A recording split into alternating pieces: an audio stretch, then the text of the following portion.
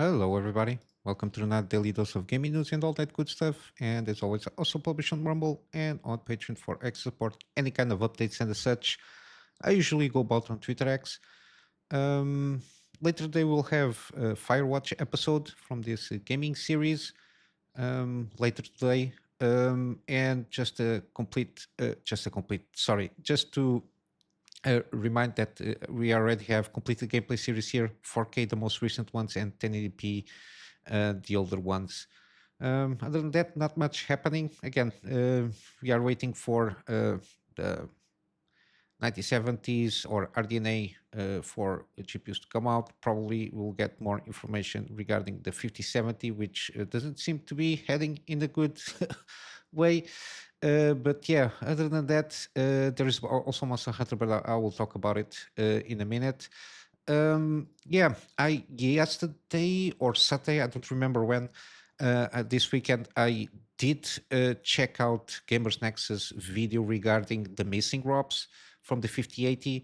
I do really recommend watching this video because again again dismantles the excuse or the comment that Nvidia made officially regarding the missing ROPs being only 4% or maybe around 4% in terms of losing performance with these missing ROPs. Again, it all depends to a certain extent. I don't think they recognized the 5080 at the time that they did this statement. I mean, Nvidia. And again, depending on the GPU, so the 5090 has more ROPs. Yeah, so we got 176 ROPs supposedly on the 5090 and 5090D. On the 5080, supposedly there should be 112, and on the 5070 Ti, 96. Again, as the fact that we have a whole value here, the fact that at this moment in time, the cases that we've been showing when missing the ROPs, which supposedly it's 0.5% of a batch or whatever it is, supposedly it's already been fixed. It was recognized without the 5080 being acknowledged as missing ROPs. So again, we got a lot of shenanigans happening from Nvidia, from the CUDA framework system on 32 bits, and again MSRPs, lack of stock, these missing ROPs here, which does lead to losses in performance. And again, the less overall ROPs that this GPU has, the more will affect the performance as a percentage, there for sure. So the 8 missing ROPs will have less effect on the 5090, but will have the biggest effect on missing performance, or for example on 5090, because again 8 ROPs on the total overall is more influence instead of the 176 from the 5090. But yeah, Steve did a good, he did a basically overall performance. Again, this is from the 5080. I think he's also waiting for shipping from people that send them or sold to Gamers Nexus defective GPUs. And I think he's waiting for the 59, 5070 Ti to see how it fares. Again, he didn't make sure, he didn't give us certainty if he was going to make a video. Probably the 5090, again, we know it's more in line with 4%, but I think on the 5070 Ti might be interesting to see how much loss in performance can we have regarding the missing ROPs there. But yeah, it's a shit show for NVIDIA. And I really do think that you need to check this out if you're, again, expecting or wanting to get around and get a 5000 series, which I don't know the reason why, but again, it is what it is. Again, in this case on the 5080, around about 11% performance loss here. And to get the confirmation or not, if you have missing ROPs, CPU-Z supposedly is now ready to check this feature, the render ROPs, if they are missing or not. Again, from what I understand, you have to, it doesn't automatically tells you when you install the software. I think you have to do certification or whatever it is. I think it's an option on the software. Again, I usually don't use CPU-Z or even GPU-Z. With GPU-Z, I think you have to make a DDU uninstall from scratch the drivers. Then you just need to reinstall the GPU-Z, and then afterwards the software, the driver software, and then I think then you can really check if there is any missing ROMs, because I think by default he might not recognize the identification of the ROPs that are currently active on your GPU. But CPU-Z here seems to be ready when you do the update to the validator. Um, and when you go through that option, you will be able to check if there is missing ROPs or not. Again, regarding this situation, this is a shit show. Again, in normal circumstances, let's say, given that missing ROPs is not in normal circumstances, refund should be the way to go.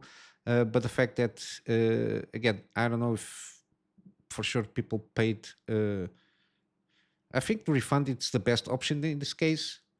Even though, again, exchanged or returned the GPU and expect for a replacement at this point in time is not the best option, given that a lack of inventory will make you wait without any kind of uh, uh, uh, make you wait. I don't know how many months or weeks to get the replacement card with the correct crops.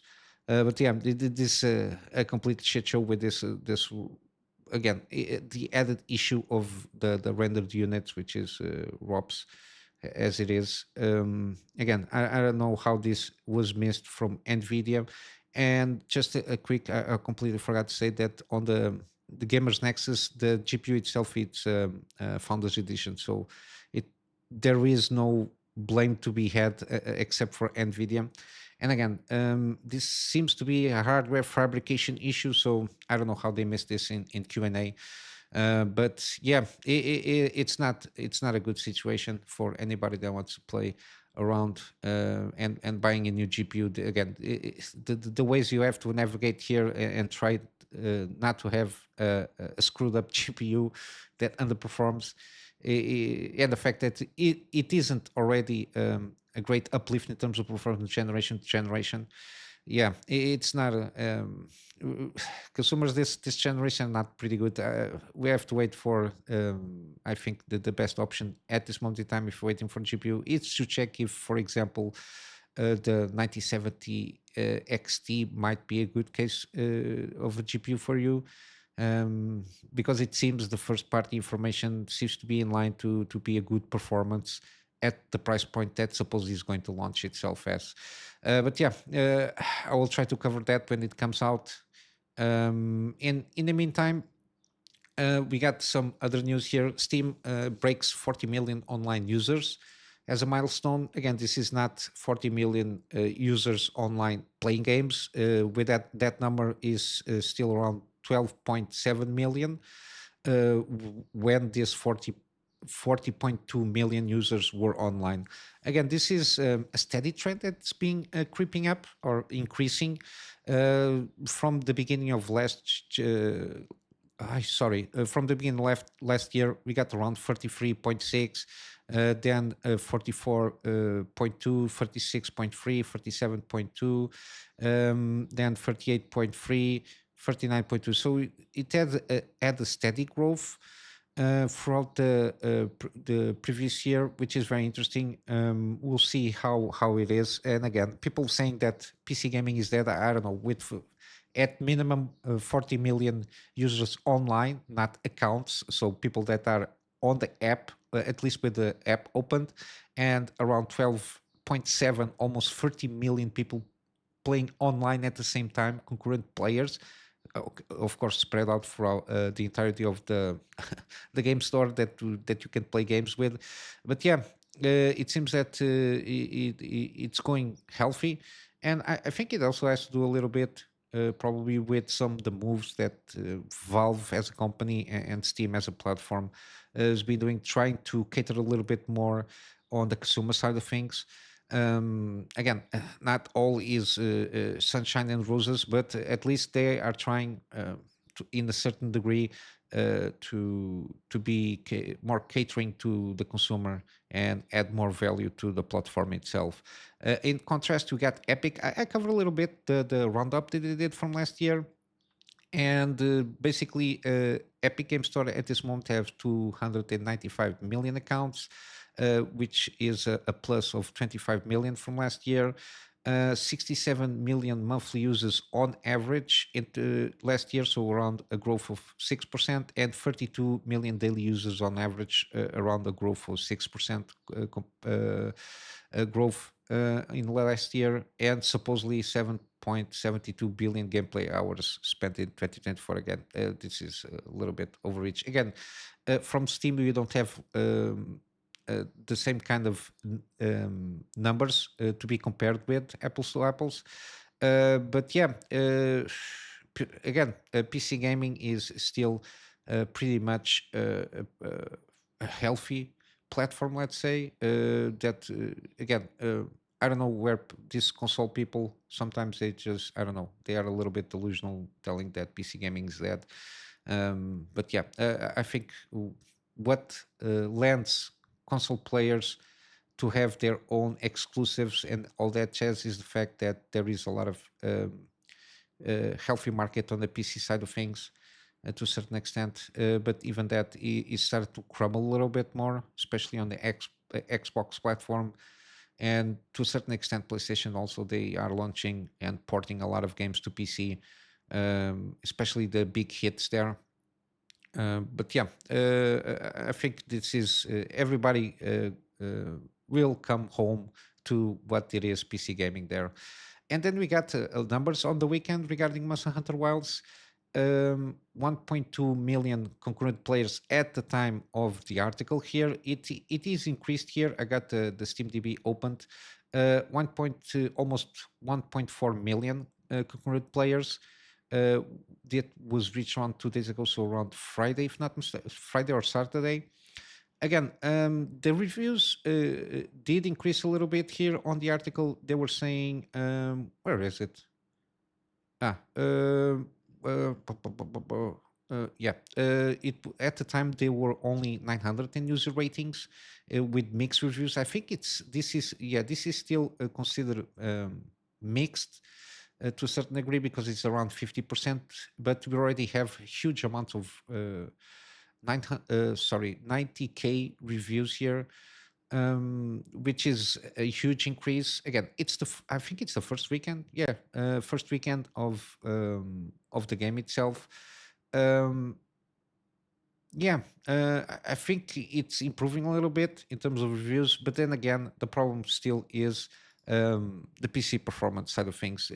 I covered a little bit the issue, one of the issues that might be impacting more the performance, besides the CPU load, it's the probably the texture compressing, how it the engine is dealing with texture compressor and decompressing here, and how we might be overworking the GPU unnecessarily.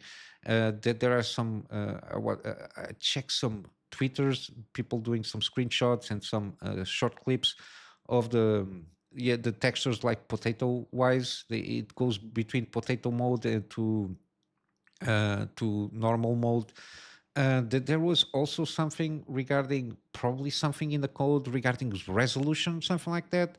Again, I didn't delve too much in that. I don't know. I don't know how much it might be some kind of a fluke or something that people are misreporting. Again, I didn't check that very well.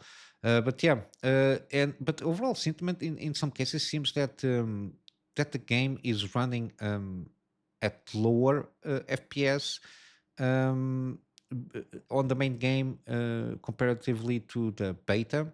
Again, I didn't buy the game yet. The benchmark tool can be a little bit misleading in some instances, mainly because of the cutscene stuff there and where it goes for the benchmark, but can give you kind of a pretty rough estimate of how the hardware will behave on the main game. Again, I don't have nothing to compare with, even though on the beta, again, I did a video regarding the tweaks that I did manage to get around when I played the beta, and on the benchmark tool to try and improve a little bit the FPS there. Again, it all depends on the hardware that you have, but yeah, I think that they will have to work a little bit more on the PC side of things, because even like console is not tip top in terms of performance. You got some issues here and there regarding frame times and some FPS numbers there. That Digital Foundry did a good video regarding that. But yeah, my worry here is the PC platform here. Um, Again, hopefully in the upcoming weeks, they can resolve and I don't know, patch through in terms of performance, and see how much it can be improved there. Because I think the engine itself, I mentioned this a lot of times.